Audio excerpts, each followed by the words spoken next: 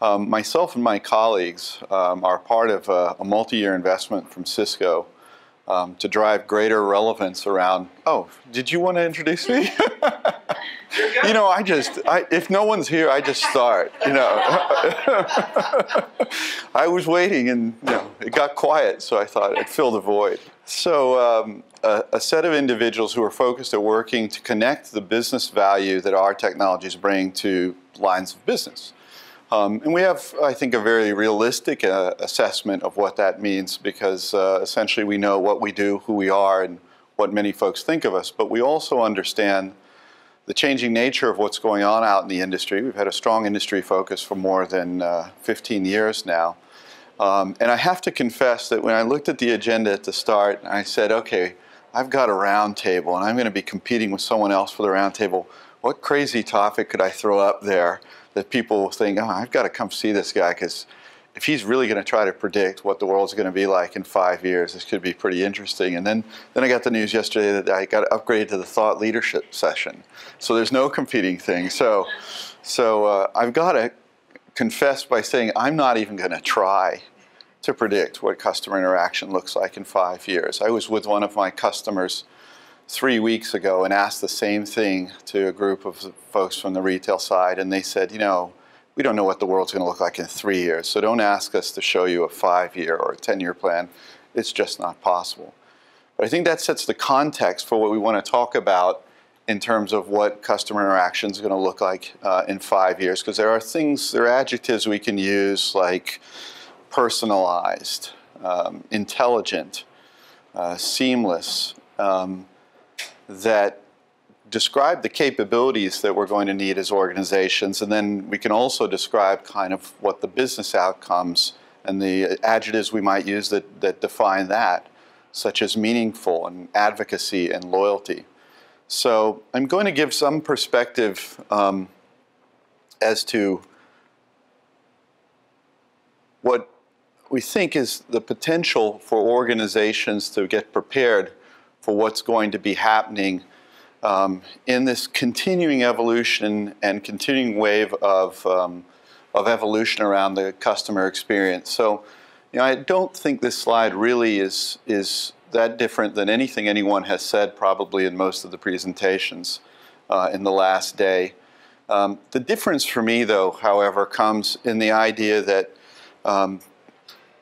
when I think of the banking industry or the financial services industry and the customers I serve and all of you, I think of you all fundamentally as brands, right? And brands that, if we're going to be relevant to customers in the coming years, brands that have to survive. And so from that context, one of the things that I think is the most challenging way to think about what we've been talking about for the last day is how do we really go from being very reactive, and I shouldn't say very reactive, on that path from reactive to proactive, but doing something from a proactive perspective that, you know, within 5 years, let's say, creates a customer experience that you're dictating more so than your customers are dictating it, right? Or at least as much as you can, right? Because we do sit right now kind of in a business where our customers have taken hold of the fact that, you know, for maybe the last 25, 30 years, by introducing automation into our institutions, we've somehow maybe driven customers out of some of our channels because we've lowered the cost of doing transactions, and we kind of said this is a more effective way to do it. And then we got caught a little bit in the trap of suddenly the customer may want to stay out of the branch more, use more of the digital channels.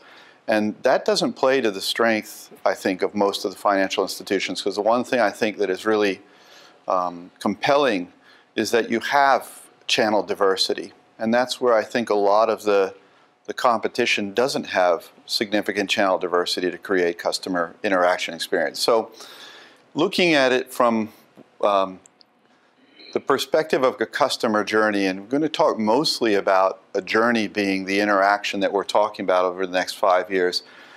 Differentiation is really at the heart of that business value for any institution that's looking to create brand value.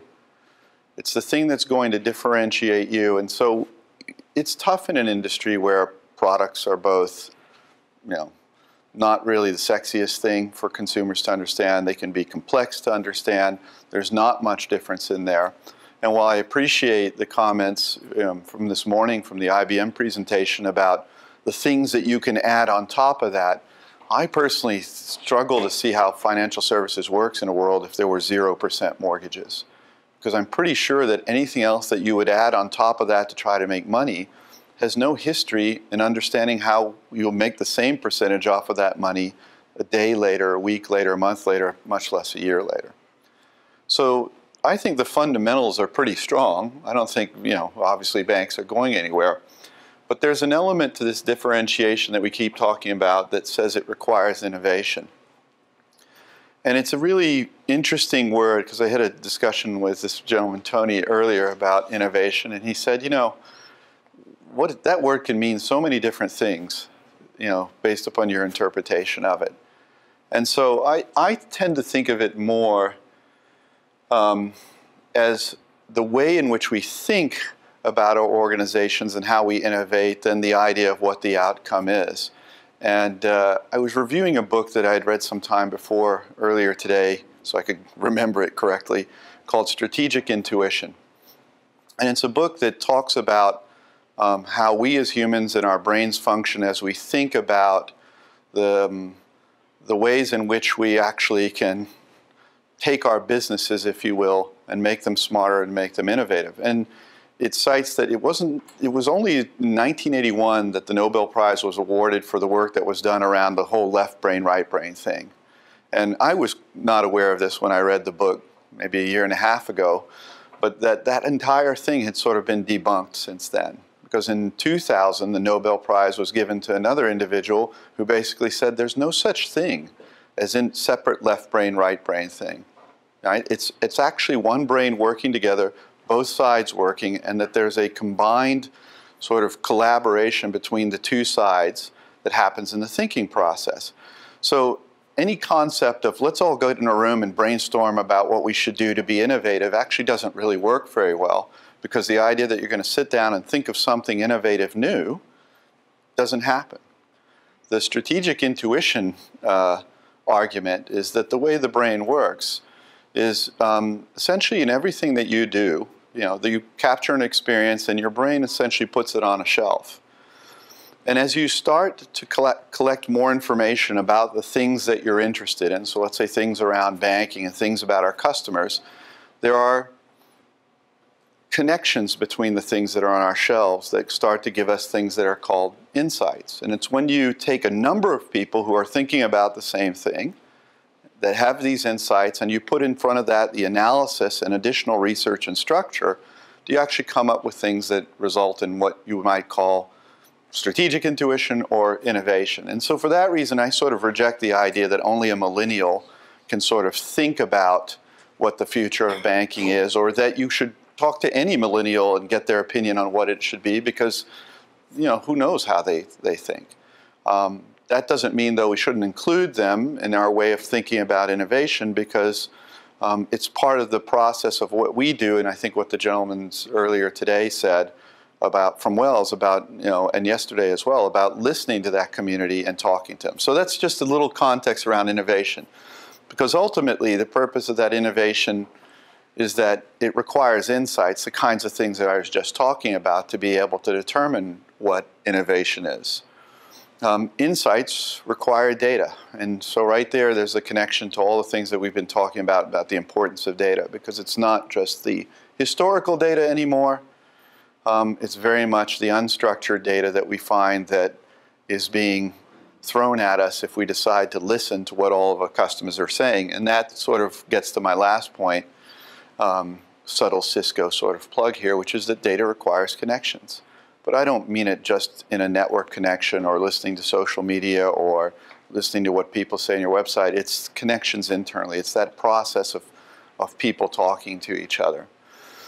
Now, I do think when you think about it from the IT perspective, the thing that I think is where these things blend in terms of a customer journey, a data-driven customer engagement, is that differentiation, innovation, and business insights are really the responsibility of the lines of business, the people that sit down and think of strategy. But they have to be informed by connections, data, and the capability to drive those insights through what IT is doing. So much as we've heard in the last day and a half, it really has to be about cross-vertical, cross-horizontal collaboration and sharing to enable this.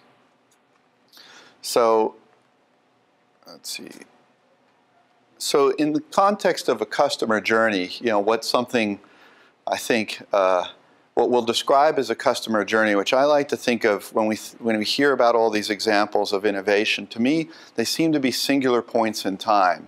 Something cool that somebody referenced because that app did this and it happened right there and I was satisfied, and now I'm going to tell the world how satisfied I am. And I'm not exactly sure that, I'm not sure how much value that has in the long term, because if you look at the way relationships develop, they develop very much with our customers in the same way they develop with our friends, which is it's a process.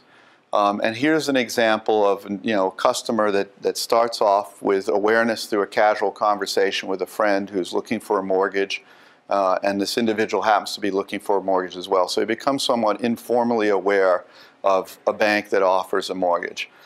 They become more familiar because they go online, they ask their friends what they think of this bank, they start to collect more information, they start to pare their choices down.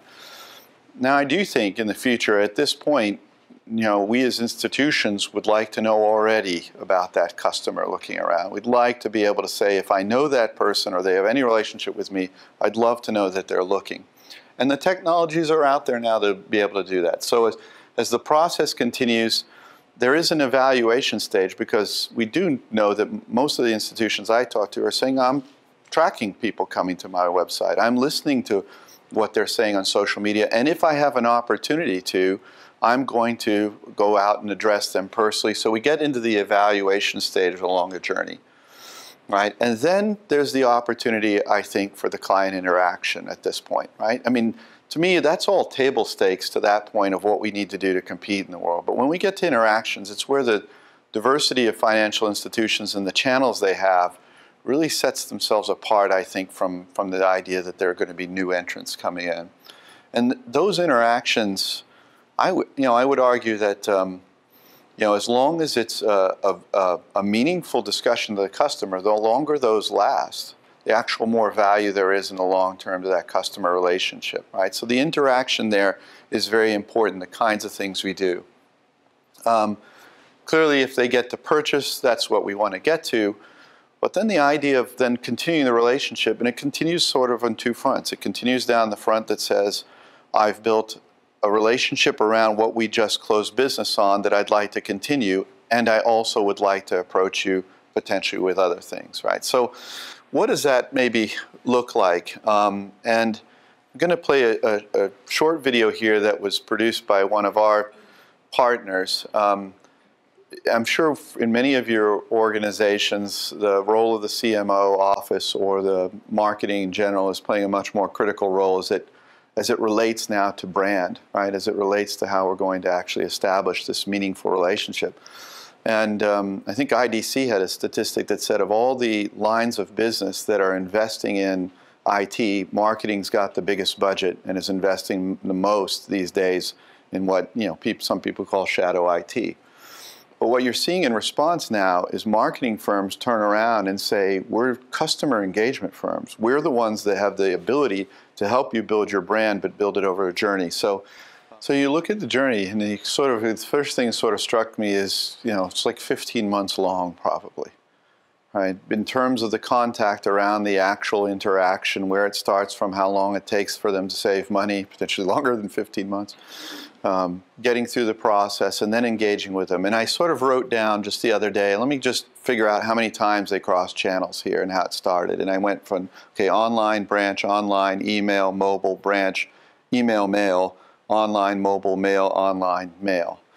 And it's interesting because I think this is kind of the nature of what I think the banks and financial institutions have as their strategic advantage over a lot of the potential upcomers, but also as a way to create differentiation along the customer journey, is to look at it from a journey perspective. Now, you can't say that every single one of them is going to be like this, but I think this is the context of how we think the institutions over 5 years are going to sit down and start thinking about those journeys around the businesses that they desire to be involved in. And the other things that are involved in there that you heard is there's a lot of local community integration with local shops, local merchants, and I come back to this idea of making meaning in folks' lives and being proactive, right? So I think there's a lot in which you can think about the journey in which you want to affect, so for an experience 5 years out, that's pretty interesting in this one video.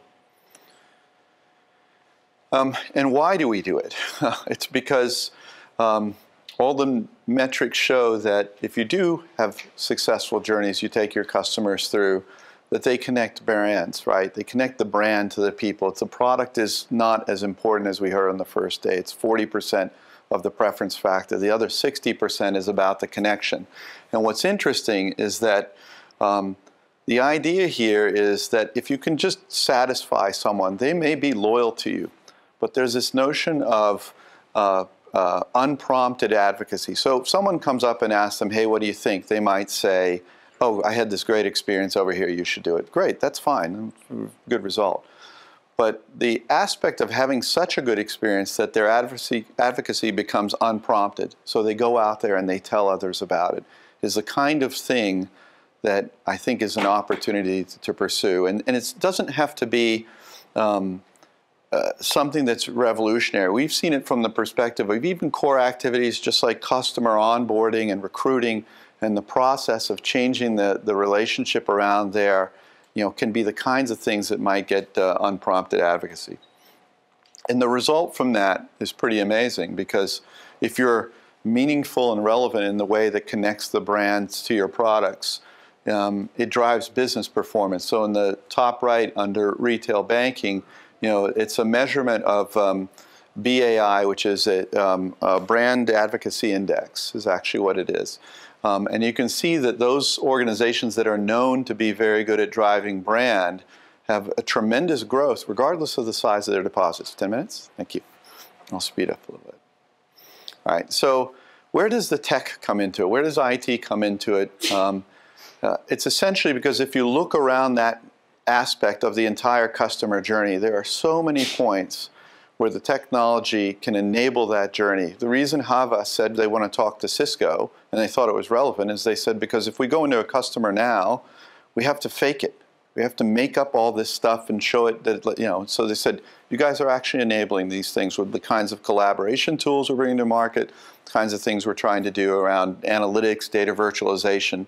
All right, so I'm not going to talk any more about the specific technologies because they're kind of all out there. We can find them if we want to find them. It's really how they plug into the journey and how you can leverage them as a service. And this is where IT, I think, it becomes the critical factor, because I'll just jump ahead here.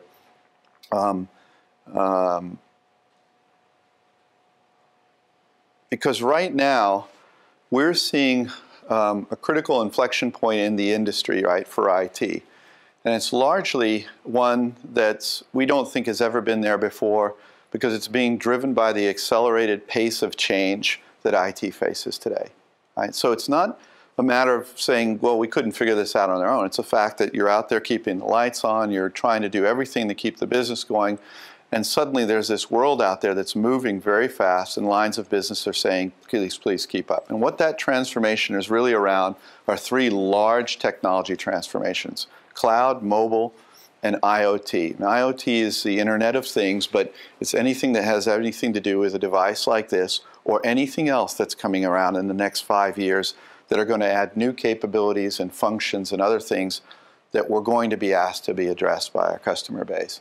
Now, that now is forcing a fresh look at the delivery model for IT to be around the notion of IT as a service. IT delivering services where the new emphasis is going to be around scalable infrastructure, new breeds of applications, mobile, cloud applications, real-time analytics, and of course end-to-end security.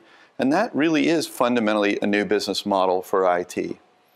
So there is something, and I think it's important to tell you what we're trying to do about it at Cisco, right? Because we're IT professionals, and the vendor community has to help out in making this a little bit simpler. So this is a fairly straightforward diagram, but essentially, we think just that in the context of all this change, you have to think about this new IT for model where there's value creation, right, that occurs at all the key levels, from the infrastructure level to something we're going to discuss called the platform level, and to the application level. And that you have services, internal services, external services, right, that help create the value across these things. And one of the key things is that there are interfaces between these layers that are customizable, programmable, that allow you to add intelligence between the three layers. So if we take a little bit of a deeper look, it sort of looks like a traditional IT platform where you think of applications, middleware, and infrastructure, but it's really not.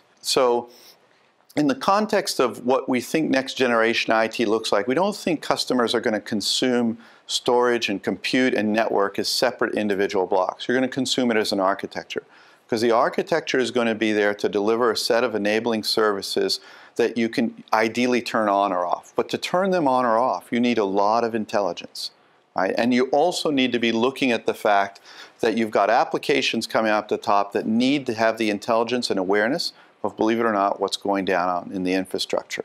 So we've been working for a number of years, number of acquisitions, a lot of different things. We have great market share, obviously, in those 4 big boxes at the bottom, as well as on the video and collaboration side. And now we've got this concept of a unified platform to tie it together, right? Now, I'm not going to argue that middleware as it exists today is not relevant in the world of IoT, but when you're in a really fast-paced world, right, there's characteristics of what you need to be able to do with your infrastructure that allow you to actually do it easier, faster, cheaper, right, and more flexibly. And so when we dig into these individual elements within the unified platform, we're working on what we call a services platform to provide, within the context of the network, integrated analytics capabilities, data virtualization, process automation, and also application management, right? Because there are very key things about the nature of this platform that it has to do. It has to be, number one, transparent in the sense that the applications have to be able to talk down to the infrastructure. The infrastructure has to be aware of the applications as well. The application enablement layer is exactly that. It's an enablement layer for cloud management, orchestration, app security. These are the things that as IT you spend hours on, maybe even weeks or even months on at times. And we've got to be able to remove the complexity of that and put it into a platform layer. So as IT, you can become more agile to be able to address those things. And then an infrastructure enablement platform, which is around the orchestration application down at the element level, right? So being able to control everything. And it all needs to be wrapped up in a nice management interface. So we have lots of components of this today. We talk about what we call our application-centric infrastructure technology, which many people talk about as software-defined networking. We have something called Intercloud, which is a pretty incredible initiative to tie clouds together with a common base of capabilities that will secure all of your applications as you move them from private clouds to hybrid clouds to public clouds, et cetera. So I know we have just a couple of minutes left, and I kind of rushed through the last part, but that's essentially what we're trying to do to be able to enable what this customer experience is going to be. And so what can we say about it in the next 5 years? From the client perspective, of course, there's going to be more anytime, anywhere, any way, right? And any way being any type of device. But we think from the bank side, it's got to be orchestrated, it needs to be agile, and it also needs to be very relevant. And to that, in terms of the customer journeys and what we're trying to enable you to be able to do as organizations. You do need to think of that in the context of how am I going to rationalize my channel strategy? You know, if you look at the costs involved with a lot of where most banks still make almost 80% of their sales is in the branch. But we know that 80% of the cost of that branch is probably tied up in headcount in the branch. So as you think about the journey and you want to leverage that branch, that doesn't say the branch doesn't change and gets integrated into the journey. It's also got to be consistent with what are we going to do inside the branch to make sure that if it's part of our journey, we also have the ability to make it a rich experience, that it historically has been.